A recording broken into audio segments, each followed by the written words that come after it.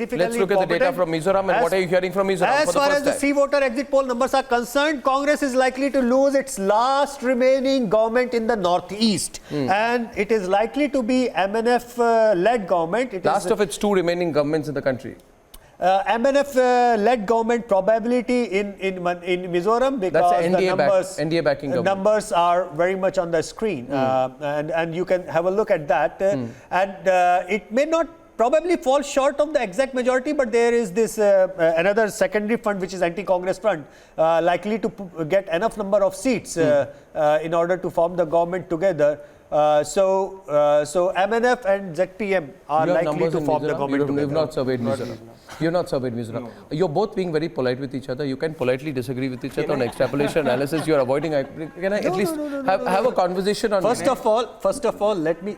I'm always happy, you know, when he goes into the field, he keeps on tweeting, he keeps on sending me some or the other message, I'm here and I'm watching this trend. So the more youngsters have to come up, I mean, come on. I mean, this is the time for them to come up, and I'm more than happy for them to go actually hit the ground. Why I respect Pradeep? For one single reason, that instead of armchair analysis sitting in some air-conditioned room by so many of the lieutenants journalists out there, at least he is hitting on the ground. And he says today, what a remarkable thing I find here is that he says that both of you are actually coming to approximately the same vote share difference. Only difference he says is that on the ground, this is what I've seen, and I've seen this voting pattern and that voting pattern. Hence, I'm going constituency to constituency. Can I give you an anecdote? So this is. Can I give you? Yeah, please. Can I share in? But that's one point. I don't really believe in polar polls, because either I take Yashwant's number or I take his numbers. Agree. Because statistically it is not possible. Secondly, in the large states where it's cliffhanger, the results are not cliffhangers. It can go either way in a big way. It will not be as close as it looks like. But I don't agree with you. I mean, what happens is that we tend to remember the sweeping electoral outcomes. Yes. In the last 4 years, how many have ended in cliffhanger? Should I count it on you? Yes, in Maharashtra, we are sitting, it was a hung assembly. In Haryana, where we are sitting, it was almost kind of a cliffhanger. The gap was not it was. The gap was not so small. Karnataka was a thing. For that matter, even Jharkhand, BJP did not get a majority. It was because of Ajisu which it got the majority. So there were equal number of states which have ended up in a cliffhanger situation and the middle of the point situation. It is just that it is very normal as a human being, for all of us to remember extreme verdicts. But we need it take a lot of 2013 Madhya Pradesh, we had a similar situation where they were showing, I mean, not only a cliffhanger, at one point they also, the polls showed the Congress was ahead by about 0.5, 0.75. That must have been in a tracking poll. It is very much likely that when you are polling for 6 months in a row, there would be things in it. Nobody predicted the sweep which they finally had. That is possible. Dada, let me be very clear again. N number of times I have said, the exit polls or the polling exercise stop at the vote share estimation. The seat share estimation within the same vote share, all of us can have a different seat share estimation looking at those votes. But you're not looking at the politics of it. See, Yashwant, I'll tell you. Now I want to go to the politics of it. My guests in Delhi studio, please pay some attention.